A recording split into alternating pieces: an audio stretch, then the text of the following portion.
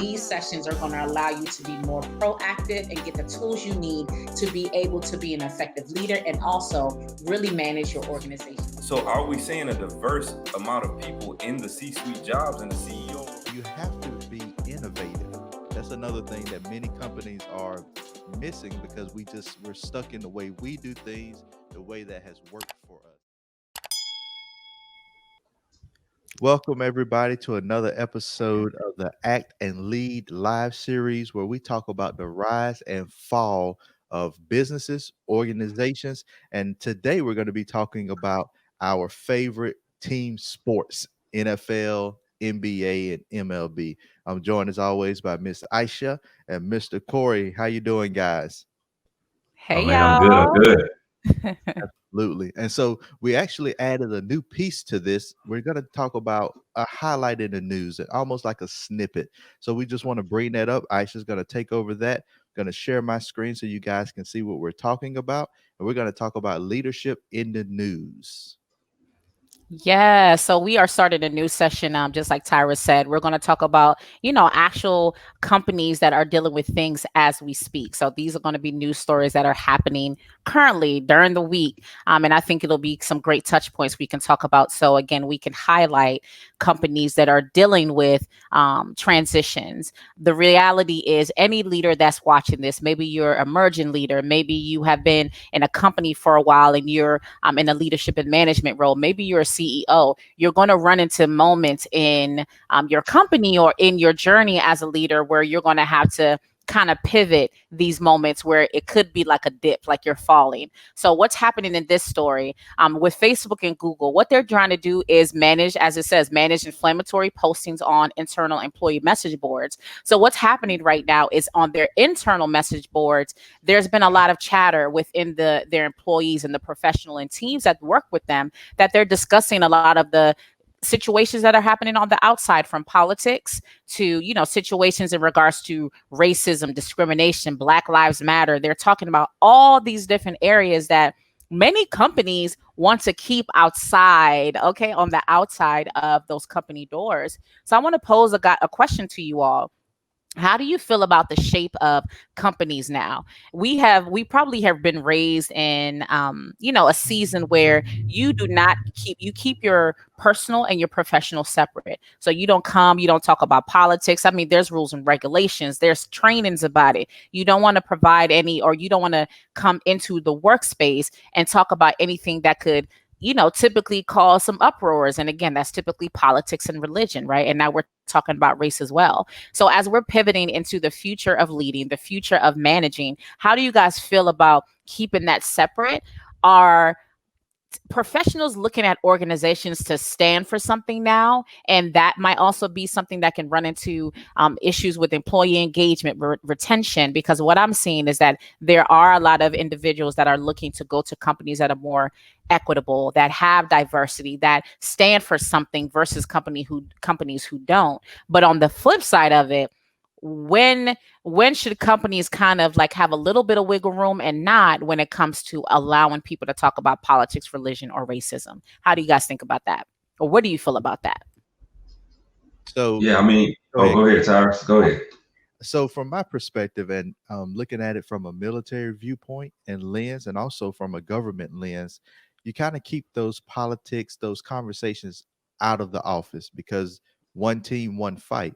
But there's, to me, something unrealistic about that because we're still human and we want to be fair, be equal, be equitable. And when we don't see that occurring in our organizations, then that question starts to ponder, does the organization really care about me? And I think that the new generation, especially when I'm looking through Facebook and I'm seeing the feeds and the posts, they ain't having it. They want their organization to bring diversity, equity, and inclusion in the picture. They want that conversation. They want people to at least acknowledge that something is going on. Whether you agree with it or not, at least acknowledge it. And so that's what I've been seeing. I've been hearing a lot of people complain about, well, my company hasn't said one thing. And there's also a level of hesitation and fear to even address it, to say or to bring to their supervisor, to their owner, hey, I don't think we're having this discussion. Let's have it. They don't even want to do it for the sake of keeping their job. So there's a lot of people that want change. They're almost to the point to where they're demanding change. And I think they just got to get over that fear hump and really, really have that conversation. Yeah, and that's good. I mean, I've always been told, you keep your work at work, you keep your home at home, right? Like you don't mesh the two. But I think we're moving into into an environment where these companies now, it's very competitive to try to get top talent. So you have to then place yourself in a spot to say, okay, what do my employees actually say about me when they go home? It's, if you work in small towns with maybe only Ford or a plant, or you go offshore or something like that, like the one that is kind of like monopolized because that's the only thing that you can kind of get in that area. If you look at a company like that, it's like, okay, cool, that I have to settle for what it is. But there's a lot of companies, especially as we move to the virtual learning, the virtual work from home aspects to it, virtual learning, virtual colleges, virtual business, right? Like you have to start looking at, okay, so I can take my talent to the most prestigious place based on what their workplace culture is, based on what their talent is, right? And so I think that there's a lot of people that need to start to realize that the shift, and in my opinion, the shift will happen when it comes to allowing your employees to really speak out for you in a positive way. So you got to kind of facilitate that message. That's good. That's good. And I think that, a lot of organizations and companies are recognizing that there might be some situations that happen that they have to speak about. I mean, just about, again, being from the military perspective, we heard everything from our general all the way down to our colonel who addressed the killing of George Floyd, who addressed how they understand how their airmen feel from different backgrounds and how this has shaken up really how the people morale and their viewpoints and how they, they understand and they're open and available if people want to provide feedback. I want to share a story. When I got that email, I instantly responded to my colonel and I was like, hey, like I mentioned before in the story that there was a hiring panel that was coming up so we can hire our new commander. And I was like, hey, would you please, I want to just advocate if we can have somebody that represents us on that panel, because the reality is a lot of organizations that you're at, as you move to the top, we've mentioned this multiple times, at that C-suite level, right, that executive level, it really is a change of dynamic. You don't see too many minorities there. There's not a lot of equity up there. So the panel was mainly going to be white males. So I advocated, listen, our section, our division chiefs, our leaders are minorities, where there's probably only one male out of there. We're all women leaders. We're all minorities, all from different backgrounds. Some of us are single mothers. Some of us are wives. Some of us, have children. It's just a blend. So we were asking, can we have someone in there that represents us? And I love the fact that he was open to it. And they instantly implemented that change to have somebody in there as a representation of the diversity that is at that mid-tier management, right? So it's so important that I think that organizations are recognizing that they do have to address some of these issues, that it is something that comes to the front street. But again, our goal is not to be reactive and really create environments that are inclusive, equitable. So when stuff does happen, it's professionals are like, well, my company's already been about this life. They've already been about this diversity life, this equity life. And versus now people are looking at it like, well, are you just saying this because of what's going on? We really want to create this and make this into a culture of change. And yes, I think there does need to be limitations in regards to what is said, how you can communicate it. Because, we've had team members, I've been around team members that have talked about certain things. I'm just like, you should not even be talking about it. I'm not going to talk politics with you right now, because again, that conversation can pivot. But we do have to recognize when the time and place to have those conversations, and when to say, okay, this is a space where we have to keep those beliefs separate, because it can become divisive. Because of what was happening in this situation, there were posts that were flagged as, bullying, harassment. It became racial. So it turned into a negative versus an open dialogue for us to understand, because really that's what we're in the season of, understanding, because understanding and hearing different stories opens up the pathway of empathy. And a lot of organizations need to work on that, because although you might not have lived my life, although you might not have my chocolate skin, my brown skin, although you might not have this brown or black skin or have this experience, at least you can understand my viewpoint and empathize with it, and and have that understanding of who I am. Corey is so silly. So I really think that there is a healthy balance. But again, it's about creating that workplace culture and that climate that's about this life, and learning how to manage both sides of it. So any last words on this? For me, going back to the message board, it definitely should be there so people can, like you said, communicate their feelings, get things out, start to create a conversation. But when you start to bring in that negative aspect, the racial overtones, the sexist language, those things should be no tolerance. Policies should exist to immediately take care of those types of situations, because if you do, and I think by building a culture around that, you can then start to, you know, eliminate the, because I honestly don't want to work with people who have bad things to say about me. So while I get that the message board is not a place for them to spew it, I think that once they realize that people do think this way, the organization as a whole needs to begin to make those changes and eliminate those people if they really, like you said, are about that diversity life.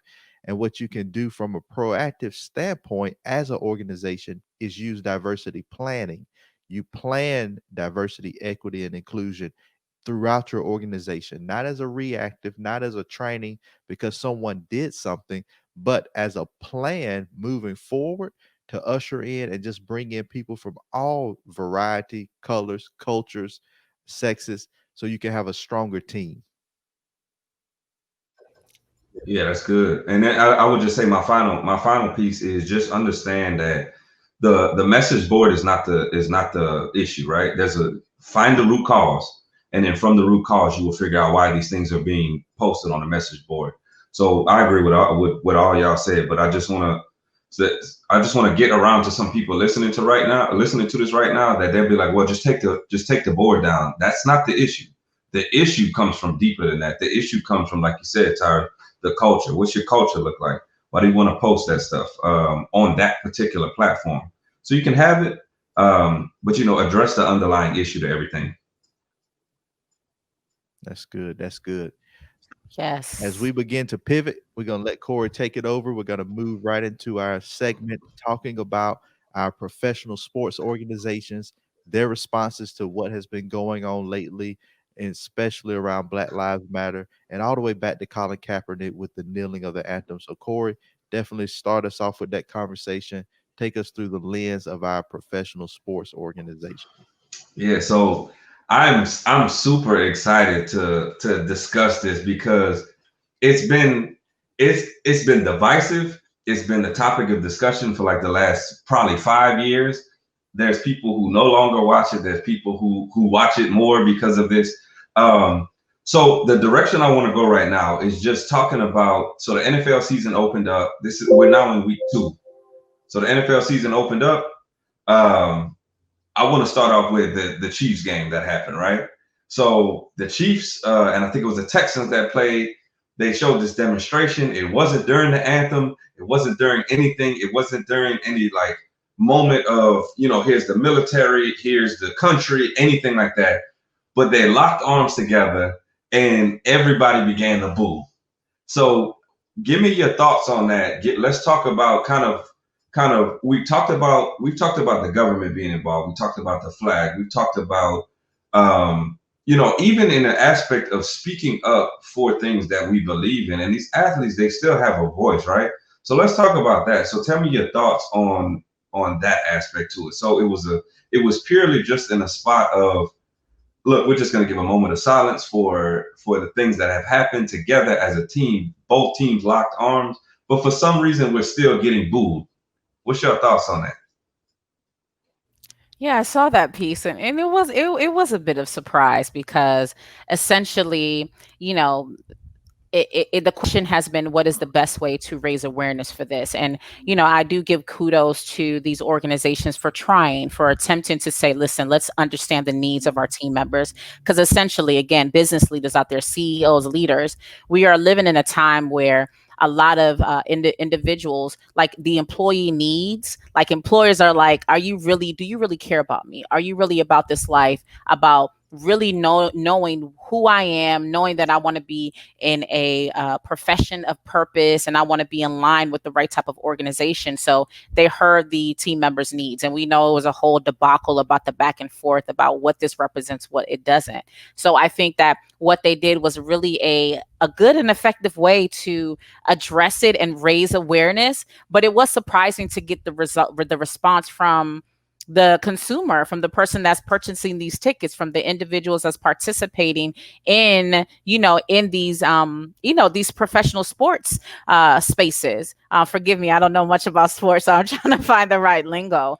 But on the other hand, we need to really make sure that when we are focusing on this, it's just, I don't know, it was just unsettling, because what I like to always look at the big picture, because I had a conversation with somebody and they were talking about the song WAP and Cardi B and Meg Thee Stallion, and how this is like a big deal. And I was just like, well, we're looking at these two talented artists, but we need to look at the consumer. Like, if the record labels are purchasing this, or they're putting it out there and they're investing in these type of songs, then we have to recognize that as a consumer, that's who that's driving the decisions, right? And I would hope that a lot of these organizations and companies don't go from let's just shift based off of what the shareholder says, and they're looking at the bigger picture. But it was one of those moments where it was just unfortunate that that happened, and you do really question and wonder, okay, what else can you do? Because even as we're trying to find this other means to bring awareness to such a sensitive topic, such a topic that their team members who are going out there getting what's that head injury that they're getting. I mean, you have these Concussion. gladiators. What is the other one? I'm thinking about Aaron Hernandez and how they said he had Oh, like CTE. Yeah, CTE. CTE. But you have these gladiators going out there, putting their lives at risk, their health at risk, to put on this amazing show. It's turned into something just that America loves. And it's like their needs, or what they stand upon, or what they think is important, can't even get a moment of just, can we just have a moment of solidarity? Can we just have that?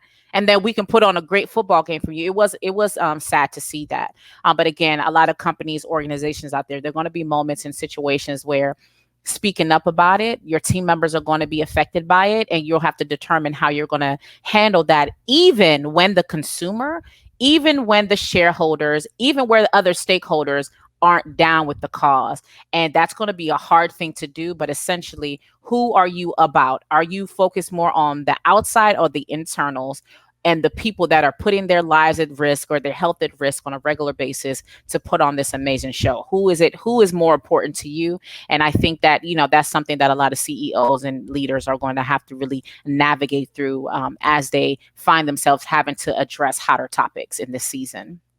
And for me, when I think about this, it's almost like just a disdain for what someone else is going through. And when, as the consumer, you just don't want to accept that someone else is having a struggle, that causes you to do things like boo when people are just standing for solidarity. And so their backdrop it has always been, from when it was Colin Kaepernick kneeling, was disrespect to the flag, when it was never, that was never the intent. And instead of hearing the man's intent, they created their own narrative. So now you disrespect the flag, I can't support you. I don't want to hear anything about your movement. And I think that when people just have a blind, or they're blinded to someone else's struggle because they don't feel it, that causes them to boo even in moments where they really should be supporting. And then now they say, well, that's your employment, that's your job. You protest on your own time. I get that. And I do understand that perspective. But when a person protests on their own time, it does not get the attention needed to usher in change.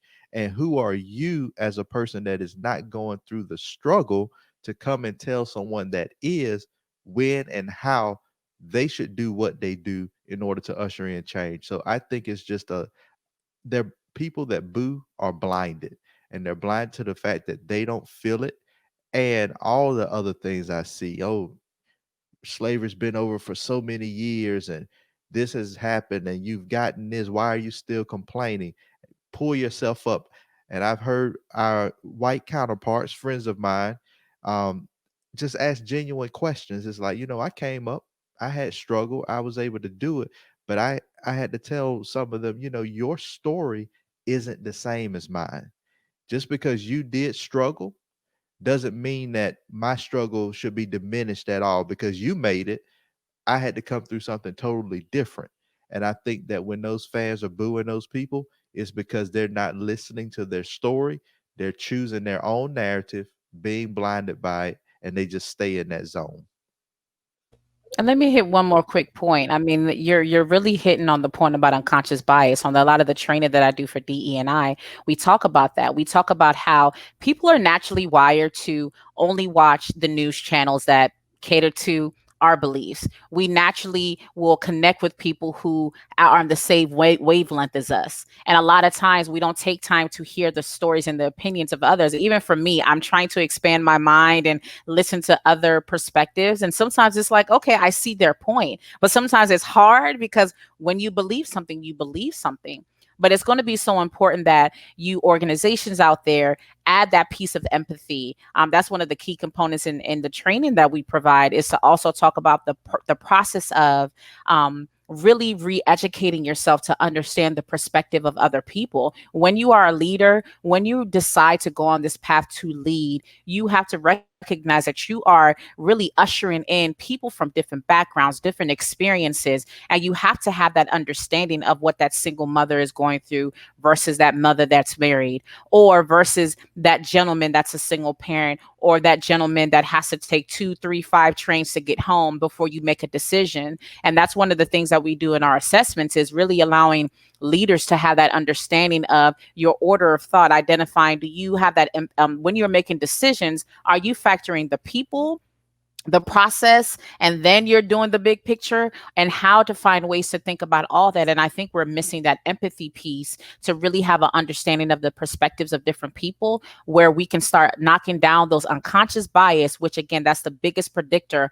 of your behaviors. Because when you have biases, now you're behaving a certain way, and you might find yourself favoring one group over the other. So now you go to your game and you're just like, boo, I don't care what y'all talking about. But again, it's really going to be important for you to start educating yourself and having that empathy and learning about empathy. And that's going to take you hearing stories, getting connected with those communities, volunteering, really hearing outside perspectives. So now you have a bigger picture understanding, which now will dictate your behavior a lot different. And now you'll see more inclusive and equitable spaces. That's good. Y'all took that home. Y'all took that home. My final word to that though is, I just want you, like, y'all ever seen the pictures where it's like, can you spot the difference? I just want people to realize sports is entertainment. Whether it's the NFL, whether it's college, whether it's high school, right? Like, yes, it is an extracurricular activity, but at the end of the day, when it becomes a paid product, right? Like when you go to college, like, people are paying their money for these tickets, and that's a $1 billion industry. When you go to the NFL, that is a $1 billion industry. And I'll segue into that in a second. But what is the difference, right? Can you spot the difference in entertainment between a movie, a TV show, and the sports, right? Because what you have a lot of shows coming out now that are highlighting, injustices, that are highlighting the LGBTQ community. They're highlighting maybe, this social issue that's going on right now, right? It's simply entertainment. So these people are using their platform as a producer, director, as an actor would, to be able to bring light to the thing that they want, right? So I just want to pose a question to them and everybody listening. Can you spot the difference? So I talked about $1 billion industry, and one of the things is these NFL teams, these NBA teams, they cost a whole bunch of money. So one of the things that could be barring people, and I want to talk about inclusion now, is just how do we fix inclusion within the ownership of these sports, right? So when we think about the NFL, there's 2 minority owners, right? So there's some women owners in there, but when it comes to like people of color, right? So I think about the Jacksonville Jaguars, I think about the Buffalo Bills. Their ethnicities just don't say Caucasian, right? They don't say white male or white female, and we can get into the discussion as far as females in a little bit, but Tyrus, I just want you to talk about that for a second. What does that mean? What is how do we fix inclusion if everyone at the top, as we've talked before, don't look like they're diverse? Yeah, and that's a great question with with a laundry list of answers. One thing is we understand that wealth has been withheld for minorities for a long period of time. We have not had that equal opportunity to sit at those tables. And so now, as we become more wealthy, we still have to break that glass ceiling, because there's a ceiling when majority of your owners are one way, and like Aisha talked about the unconscious bias, they're going to surround themselves with like-minded individuals. I want people that look like me. I want people that think like me. I want people that work like me. So even if you have some of your black billionaires that are coming up now, they're still at a lower rung because what the last team that sold was Carolina Panthers at 2.2 billion. So you're talking about 2 or 3 maybe African Americans that can buy an NFL team outright. And that's taking away a lot of their net worth at that point. So in order to start to usher in change, I think we have to start at a lower rung, because we just cannot jump in that billionaire range and buy a team and change it. The organization from within, your coaching hires, your general managers, your staff, those people need to be diverse and included and change at that level. And then they can push that change down. Now, I always think about, if we really, really want change, our NFL players need to start taking a page from the NBA's book. Sit down, don't play. If you really feel like your word or what your struggle is not being heard, don't participate. Let that check go for a game or two, and take a hit for the larger goal and larger picture. But right now, I don't see a way to change it from the top. We got to change it from the bottom. The only way that I think changing it from the top can happen, and this is kind of where Martin Luther King, the nonviolent movement came from, was because when you got white people in that time to see the atrocities being done to people who aren't doing anything to you, that touched the heartstrings, and then they partnered with them, and they were able to usher in change. So if we are able to get the owners to see that, to pull their heartstrings, then they'll begin to change, and they collectively can usher in new things, bring in new people, allow minority owners. And when I say minority, I mean mean it in the frame of not a majority owner of the organization, but a piece. And then we can start to buy in and change those things. And I want everybody listening, when you're talking about changing, it's not to give anybody else a leg up. It's to just bring in equality, to share the fruits that everybody's laboring. It's not like they did all the work, they got the team, and they go and play the game. They have people that play it. Allow those players to join in and have that equity. And it ain't all about money.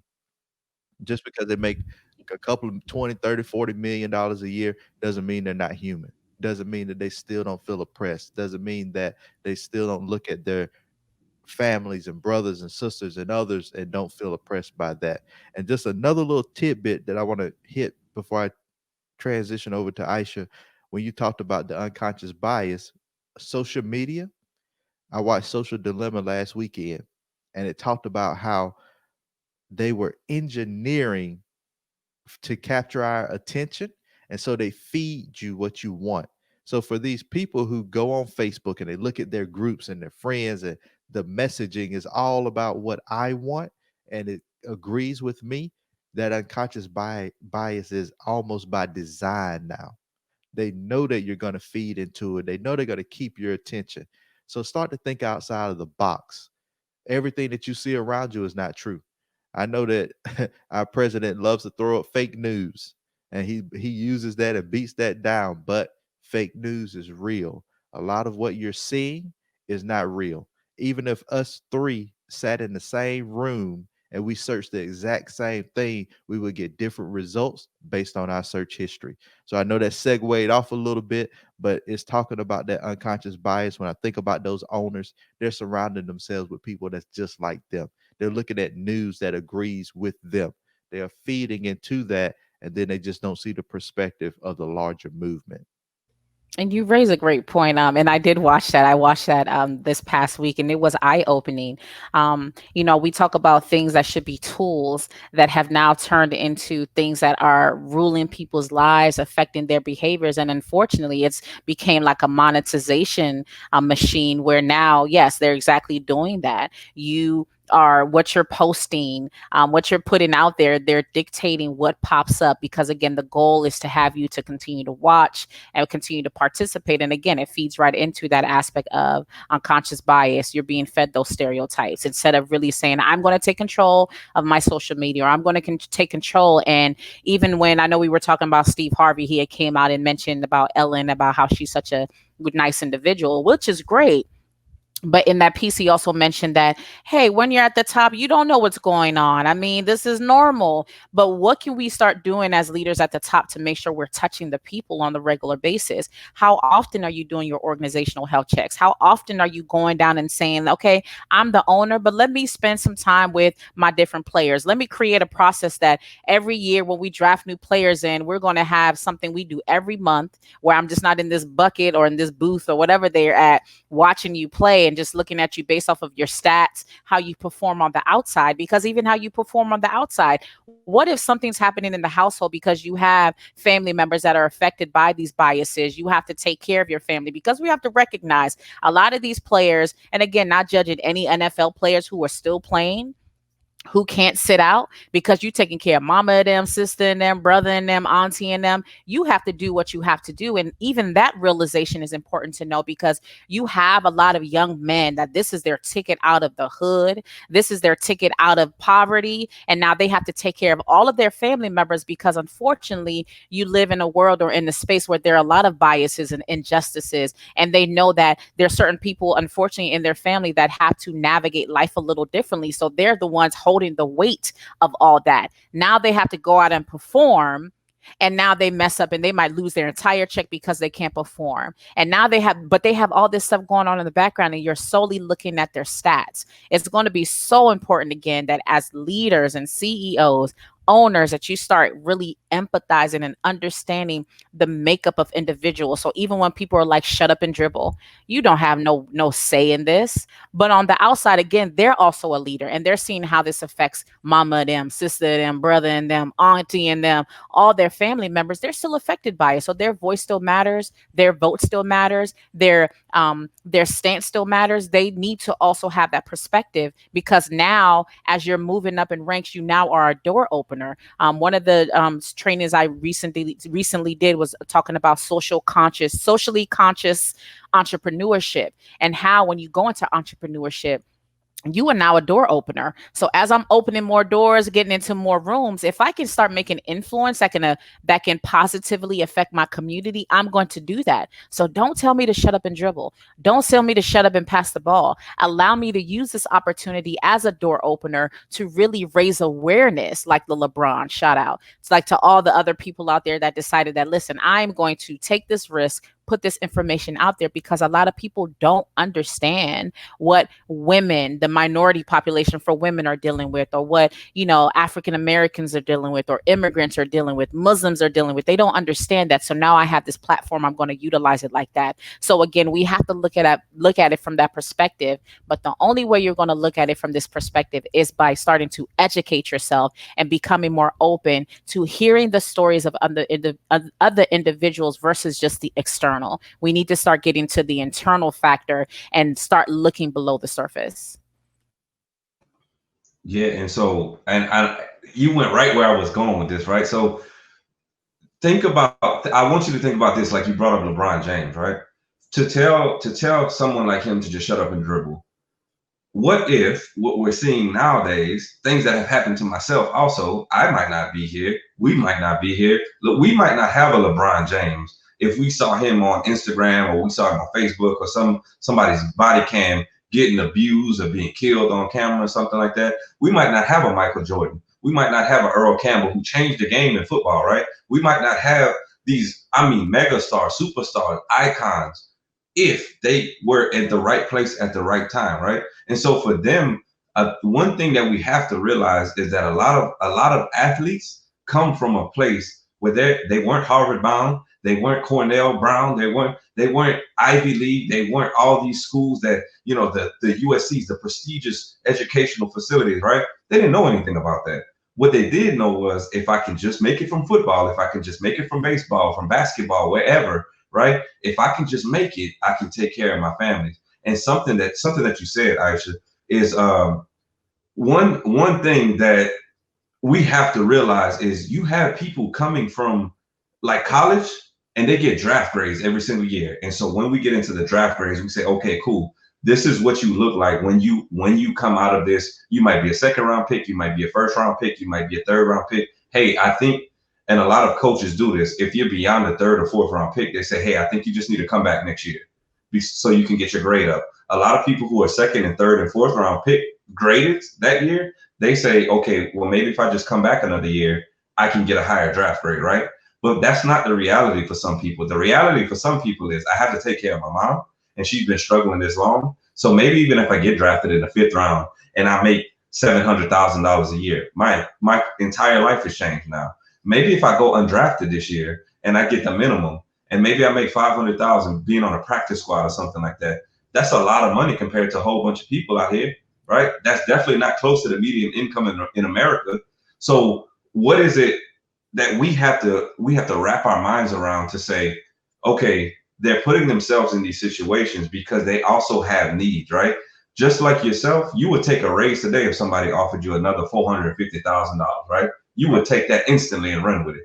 So for these people, that is where they have to be, right? But it doesn't mean that they can't allow themselves to speak out, to talk about something that they're going through, their family members, all of that stuff. So the second part to this is what I want to say is, I just want people to start to think about the mindset involved, because check this out.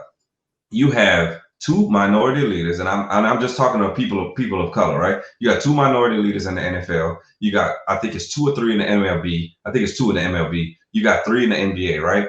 And that's minority leaders in these, and I mean owners, like in these areas. Think about the mindset. The NBA owners were like, cool, do what you want, express your opinion, take care of it, sit out a game if that's what you want. Matter of fact, it's not just a game, sit out the playoff game, which is a whole bunch of money that the NBA is losing right now, right? The MLB said the same thing. MLB owners were like, cool, we're behind the players. This is what we're doing.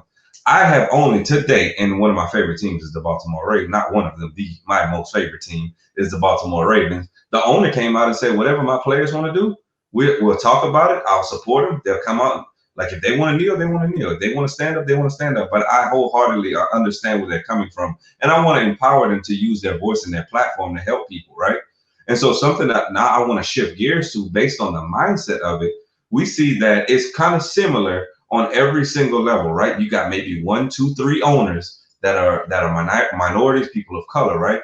Maybe 1 to 3, depending on the league, right? But you got people who are saying, it's okay, I'm backing you up.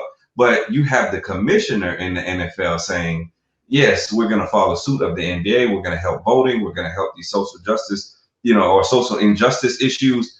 Talk to me about that. I want to go to Aisha first, just as far as, like, you kind of have similar standpoints, but you hear the commissioner, but the commissioner speaks on behalf of the owners. So we're still not necessarily hearing this overwhelming support of who actually runs the NFL. Yeah, and again, I want to hit on like some quick data as well when we're talking about like the wealth gap, right? Because there's also again the reason why we need to have this understanding and this empathy of the makeup of a lot of these players who again are still impacted by what's happening in their communities. I mean, even if you look at it from the aspect of upper income, middle income, and lower income, in 2018 for the quote unquote upper class, it was the income was about 207,000. For the middle class, it was 86,000. You see that big jump. And then for what they have the low income, it was $28,700. So you see that big gap, right, in regards to that. And of course, if you look at the demographics in regards to who fits in what pocket, you will also understand the difference in the different minority populations who tend to fall in maybe the middle and the lower class versus what you consider the upper class. Now you even look at the median family wealth today in regards to the different racial groups. So for white families, $140,000. For Latino families, right? $6,600. And for the Black family is $3,600. So again, you have to realize a lot of these players are taking so much weight on their back to usher in, because now they're in this upper class, this upper income, which again, you don't see a lot of minorities in. So again, their experiences are different. Even access to education is different. So even when a lot of these organizations are recruiting from these higher tier schools, in these spaces, you're going to see more people from maybe the white community from other communities, because again, when you're looking at this wealth gap, it's huge. So people aren't going to have that much access. And also it's so important that we start looking at other ways of starting to recruit from spaces, the HBCUs, really looking at that education requirement. Is this education requirement really required? Or should we just solely look at the skills and the abilities of the individual? So I just wanted to hit on that quick note. But essentially what you're saying is, we talked about that last time with Ellen, right? And how we talked about how you have teller pictures that's at the top. Now, when an organization kicks off, you come up with your mission, vision, and your company values. So essentially, you would hope that if you have certain values, that anybody that you put underneath of you has those same values. So what's happening is that if you have the CEO, top guy of the NBA or the NFL that's speaking and saying, this is what we're doing, but then you have these other leaders who basically have just as much say. I mean, even if you think about it from the presidential aspect, how you have Congress, like, hey, the president can have hey, I want to go about this, but essentially Congress is the one that's going to say, okay, yeah, nah, you can or can't do this. So if essentially the owners really have the say in how things move, yes, you can be the face of it, you can talk about it, and you can be the person that says, okay, this is how we're going to move forward. But it's going to be important as well as the owners that's touching the people, right, that are even more connected to the people, to also echo these things. And also, like I said, get connected with their players, their team members, really start making sure that they are moving forward and vocalizing this as well, if this is truly how they believe. Because again, we saw a lot of times that your team members are really paying attention and they're looking at how you're handling things. And as we're moving in the different tiers of leadership, that leader is still going to be responsible to touch their people in some type of aspect. So don't take the easy way out to say that, okay, I'm at the top, I hired people here to handle all that. Really be that face, that owner, that CEO that takes time to really have the conversations, to be open to communication, to connect with your people. Because again, at any tier of leadership, remember, individuals don't typically quit the organization. They typically quit the leader.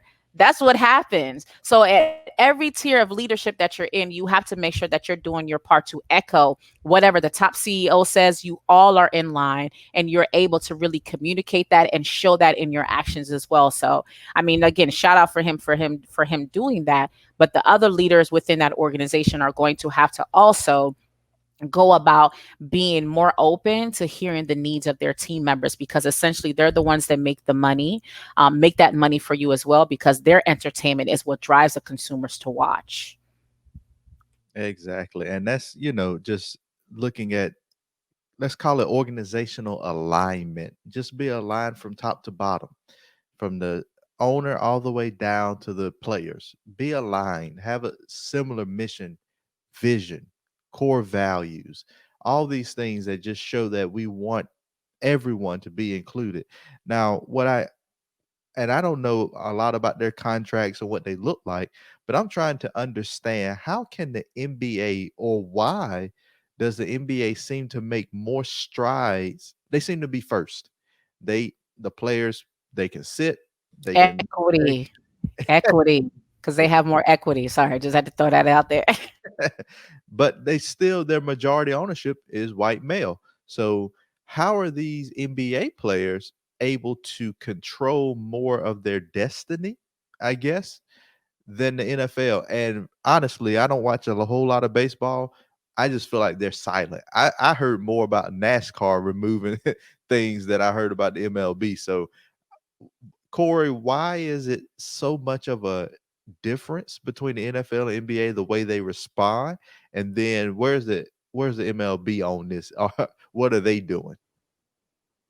Yeah, so I mean, there's not much that's going on in the MLB right now, but the MLB has spoken out, and a lot of teams have said, you know, if they want to sit out spring training, if they want to sit out some practices and that, because that's simply what they can do right now, right? And similar to the NFL, you know, we had NBA players sitting out, you know, actual games, losing money for their entity, right?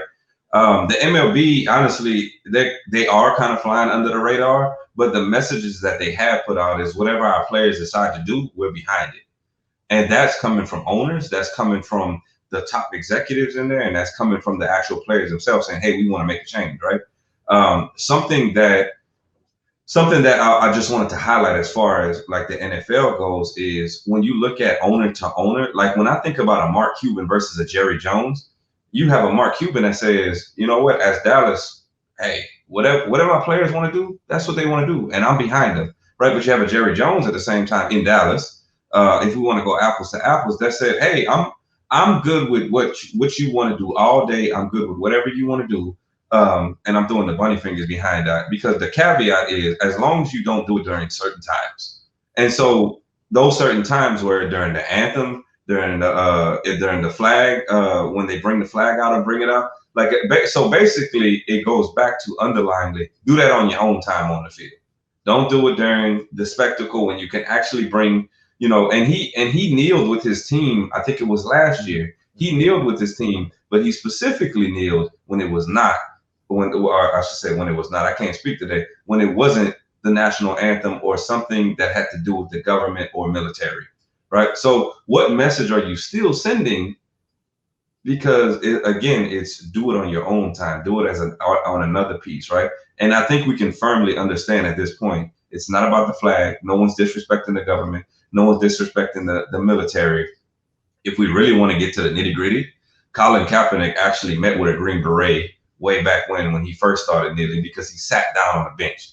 And because of that, it was the punter for the Seahawks at the time. The punter actually said, hey, sitting down isn't the right way to do it. If you really want to show your solidarity, if you want to show what you need to show, we kneel for these types of things. And so that's when he started kneeling. But I think a lot of people forget that's why he started kneeling.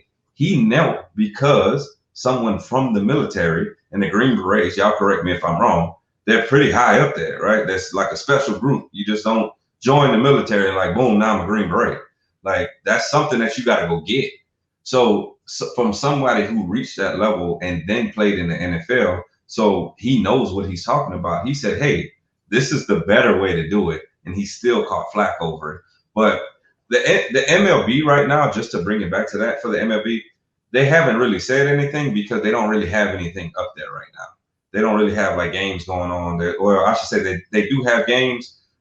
We've had people, to be honest with you, in the MLB, you've had college teams kneel. You've had MLB teams like during particular games, they've knelt. You've had people. There was a white guy. There's a picture I need to find. But there was a white guy who was, I think it was on the Dodgers, and he was right up there with the fist in the air. So it kind of showed you, and there was no backlash to him. There was no fines. There was no anything. But it just showed you that, like, even in that case, although the MLB is flying under the radar, they're actually kind of flying under the radar for a good reason, because they're just saying, hey, whatever you want to do, we're behind it. And we're not going to be all in the media talking about how dare you do this or that, or you kneel. And that doesn't display what I said, because we have to remember the NFL a year ago, 2 years ago, every single time there was a display of like solidarity of you know, a protest like thing. Someone was wearing a shirt that said something in particular. Every time that happened, there was a fine, there was a suspension, there was a potential to be kicked off the team. There was a lot of fear and walking on eggshells around that, because if I wear this T-shirt, if I kneel, if I put my fist in the air, if I don't come out of the locker room, there were all these different things. Well, I still have a job at the end of the day. And so you have these other entities that are saying, do what you got to do to be able to prove your point. But then you got the NFL saying, yeah, not so much. And now they're trying to get on board. So something that I want to bring up, though, is based on what we've talked about, based on what we talked about throughout the week, do you believe that this is a PR stunt by the NFL? Go ahead. I should go ahead. You take the first part. I don't know. I mean, it's hard to say, because I don't think it's necessarily a PR stunt. I think that they have recognized, again, you have to remember that it's for, especially for the NFL, they had that, I mean, last season where it was like they were in the thick of it. I mean, there were all kind of debates about it. I think they've already been through the thick of it to identify that, okay, maybe we do need to be progressive. There's a change in how individuals are looking at where they work at. I mean, just to kind of go over it, I've been doing a series to kind of talk about it, but like one of the things, like it used to be about the paycheck. Now it's about my purpose. It used to be about my satisfaction. Now it's about my development. It used to be about you're my boss, but now they're looking for a coach. So I think that some people are recognizing there is a shift, and there has been changes. There's been demands. I mean, again, after we saw what happened with the killing of George Floyd, you see these events happen. I mean, you've seen so many people on camera get killed, and you've seen so many things online, but there was something different when his life was lost. The how people responded, it was just like there's a true shift happening right now. So I think that with the shift happening right now, I truly think that it's not just a PR stunt. I really think that there are individuals in there that are truly about listening to their team members, because again, I know that, the consumer, we're the ones that watch the TV shows, and we're the ones that are paying the tickets to the games, and we're the ones that are, funding this. But again, we're going there because of the players. And these are essentially the team members that are really the ones that are attracting all this attention. So essentially, I don't think they are. I think that they definitely do have a potential to rise. It just will depend on how they respond when they're in the thick of it. Are they going to still continue? Like if they come back next week and say, you know what, because everybody booed, we will no longer do this arm lock. Then now you're seeing that, okay, this isn't truly progressive. But I think that the potential is there for them to rise if they continue on the same pathway. So to really make that judgment now is hard. But I think that they are headed in the right direction. So it'll just be kind of like, okay, we'll see what happens throughout the season to truly identify if this was truly like we're about this life and we're doing that organizational, connection, and we're making sure we truly are changing the climate and the culture. And as we're seeing that play out, we'll determine if they're really about this life. But I think that the direction they're headed is in a good one. And shout out to the NBA, because I think, again, they have more equity, they have more stake, they have more say. Their contracts are solidified, right? You can't just get booted after a few games. So they have, because of that equity, their voice is being heard so much. And I hope that if anything, the NFL pivots in a way where their players can have more equity. And that will also mean that their words and their needs and their wants is actually going to be listened to, and it's like you got to do it. So I think they're headed in the right direction. Yeah, I agree. I believe the NFL is just slow. I don't know why they're so slow. I don't know if they are trying to appease their fan base. And I'm just thinking about when I watch the NFL, I watch NBA, the fan bases, I just don't see it being that can't be that much different. I can't see that minorities watch the NBA more than minorities watch the NFL. I still think that majority whites do continue to watch the NBA. I think that the NBA has taken great strides, and I guess it is because of that equity. You have star power like LeBron James, someone who can, with his words, change the league. And this is the same thing that they looked to Michael Jordan for back when he was in the Bulls, but he did not take political stances at that point, but they did look to him. If he had taken them, things may have been changed even before now. And for the NFL, I just believe that the players have to continue to stand together as a whole, the teams, the organizations, and then the usher in change. Of course, people say, I'm not watching the NFL. I'm done with the NFL. They coming back. I mean, this is your pastime. This is your love. This is what you like. You're coming back. You may be upset or angry, and it may take some time for the blinders to fall off. I mean, I would never have thought that NASCAR would gotten rid of the Confederate flag. I just would never thought. And we know what their fan base is, largely white males. So I would have never, but they made that change, and nobody's boycotting NASCAR. I mean, they talked about it, but it didn't really happen. So the same thing will occur with the NFL. It's just going to take some time.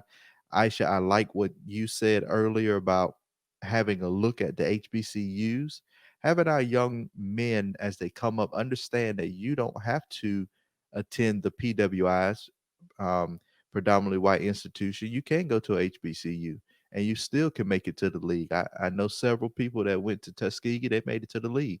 I had a cousin went to Alabama State. He's in the league right now. So you can make it going through HBCUs.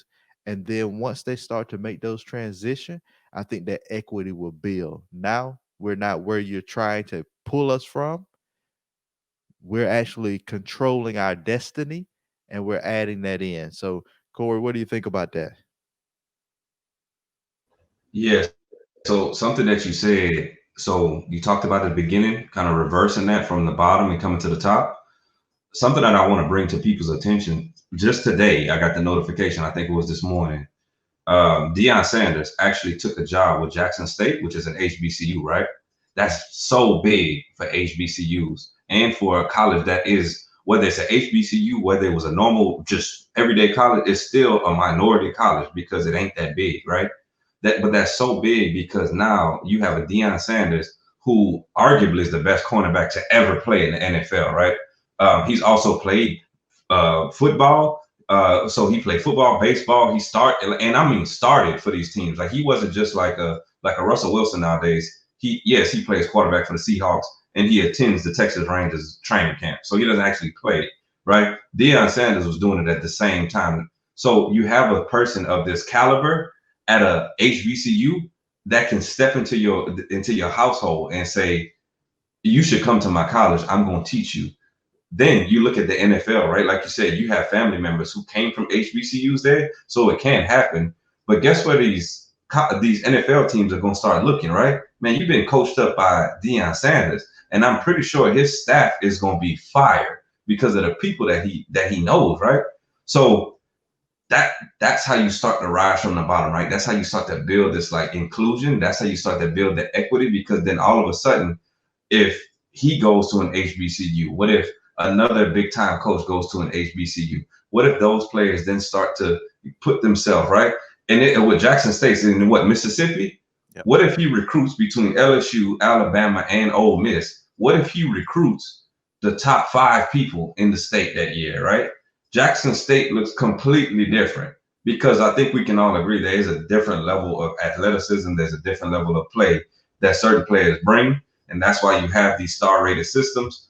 But that's how you start to build that from the bottom, right? And it wouldn't surprise me in 3, 4, 5 years down the line, all of a sudden you start to see that shift in, hey, it's not too bad to go to Jackson State. It's not too bad to go to what I think is maybe Akron State or something like that. Like, it's not too bad to go to Alabama State, right? Like Southeastern Louisiana. It's not too bad to go to Southern, right? Grambling, like those types of schools, because a lot of people will skip that opportunity because it's not going to get them to the league, right? They don't believe, like, that's not my biggest chance. So I got to go to that big school. But this is how we start to change the narrative. And I really appreciate Deion Sanders kind of putting his money where his mouth is, because he goes into a situation where, yeah, he probably could have became a head coach for another school that would have probably paid him X amount of millions of dollars. I don't know what his contract looks like, but it's probably somewhere in the hundreds of thousands, maybe $100,000, because they don't have the funding for that. But it just goes to show that when you have a movement like that, all of a sudden, I guarantee you, I'm just saying, you're going to see the rise in HBCUs and talent that goes there, because I want to play for Deion Sanders, to be honest with you. And that's so true. And I think that movement is happening because even, friends of mine, I went to Tuskegee, I have friends of mine there, and they always talk about why are we so, and I'm an Alabama fan, why are we so dialed into those colleges and not our own, those colleges that come out and they say, because I'm on Alabama's Facebook page and Tide Nation, and you see people saying, "Oh, I'm never watching NFL, and I hope this doesn't come to Alabama," because Nick Saban did a march with the players, and of course, people got mad at that. Why are you doing this? Why are you bringing politics in this? I'm not watching Alabama football. They lying. I don't care who you are. You watching Alabama, Auburn if you're from the South. So when these players start to shift and actually go to these HBCUs and see that they have opportunity, that equity will increase. It is just a matter of time. I think it's going to happen. We're starting to see it in basketball. These recruits, they're not going to Duke, North Carolina anymore. They're choosing other schools because they're seeing that, hey, I want to use my voice. I want to use my star power. I want to use my talent, and I want to take it to some place that is going to nurture me and not just use me. I remember going to when I was in high school, and I grew up in the South, deep South. I remember some older men sitting on the sideline, and they were like, "Boy, he run just like an hen that stole a chicken." And they were older white men, but they love to see performance. That's what he's good for. He's just good for running that football. Those times have changed. And I think that the NFL, the NBA, the MLB, NASCAR, all these other professional associations are starting to see it's just not about a workhorse anymore. These are human beings. We must change and we must usher that in. Of course, it's going to be slow in some areas versus others, but overall, we're going to get there. And we're moving and we're moving. And the more we talk about it, the more we have these conversations, the more people will begin to realize, I thought one way, but maybe it was an unconscious bias. Maybe I didn't give them the benefit of the doubt. I mean, Stanford did a study of police pulling over different ethnicity groups, and their conversation, the way they started it, was different for minorities than it was for white counterparts. Over 1,000 stops. And it just escalated in those different situations based off of the benefit of the doubt. So I'm going to go first with the rise or fall. I think that these leagues aren't going anywhere. They're staples in our society. They will continue to rise. They will continue to make change. And I think that even for the NFL, if they're slower, the players will get to a point to where they say, hey, if you don't listen, we will sit down. And let's be honest, there won't be a league without your minority players. The league won't exist, any of them. And even in baseball, they're high in Hispanics. If they sit down, there'll be no baseball. Minorities sit down in other sports, we just won't have them. So we know the owners won't let that happen. We know that they'll make change. I say that they will continue to rise and rise, and I will continue to watch and watch. Yeah, and I agree with that. Like I mentioned before, I think that just like what Tyrone, what Tyra said, they will continue to rise. A lot of the trainings that, again, we do is in regards to one of them is called The Future is Diverse. And we talk about the shape of a lot of organizations for the future. And now individuals who are working for your organization want to be looked at like humans. I'm just not a body. I'm not just here for the check. People will leave, just like we heard in these examples. People will leave and go to another organization that cares more about my work-life balance, that cares more about my family, about my needs. And I will take a pay cut just so I can be in a place where they're going to respect me as an individual. So again, there is a change in how we have to do leadership. We have to start looking at it differently if you truly want to retain the talent that you have, because essentially they're the ones, again, that push your mission and your vision. So you have to make sure that you have to evolve and innovate and start pushing forward to the changes and the requirements of your team members for the future. And they want to look at like human beings. So again, I think that they're in that right direction. It's going to be interesting to see how this plays out. But the future is diverse, but is your thinking? And if it's not, you need to get with us so you can start really working on becoming a more effective leader. Corey? Yeah, so I think, to be honest with you, I think NBA is going to rise because of this. MLB is going to rise because of this.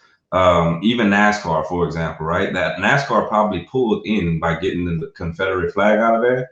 NASCAR probably pulled in some people that it's like watching paint dry to me, because I can't watch them go in circles like that. But it probably is going to pull some people in that's really into cars, that's really into speed and all that stuff. Probably pull some minority folks in there by doing that, right? And even shedding light on that. The one thing though, I do believe that the NFL can potentially rise. The reason I say that is because if they're still so slow to act on everything and they're so behind the times on everything, you're gonna see, we had a test market basically, right? Last year when we had the XFL in place. COVID-19 was the only reason that the XFL doesn't exist today. The ratings for the XFL were like through the roof, right? And they were watching people who couldn't necessarily make an XFL team. There was only one person signed from an XFL team onto the NFL team. But if you think about that, people want to see good play, people want to see good performance, right? And if you can go into a position where we have an XFL and it continues to grow and builds, and then they can start offering the contracts that are necessary for it, you can see a shift. So that's why I just want to say the NFL should be on notice because of something like that. Your actions can force someone to say, I'll just go to another league like the XFL if it pops up again. And if they'll allow me for my voice to be heard, I'm not hurting for money right now. So if you could imagine losing the top 25 players that are minorities in the NFL, they probably made $70 million thus far. I'll go play for the XFL at that point. My family's good. So I think they'll rise. But I just want to say that they should be on notice at this point. That's good. That's good. Well, ladies and gentlemen, thank you for joining us as always on your Saturday, taking your time out. And whenever you may watch this again, the replay will make sure those get loaded up. Our Act and Lead live series, Rise or Fall.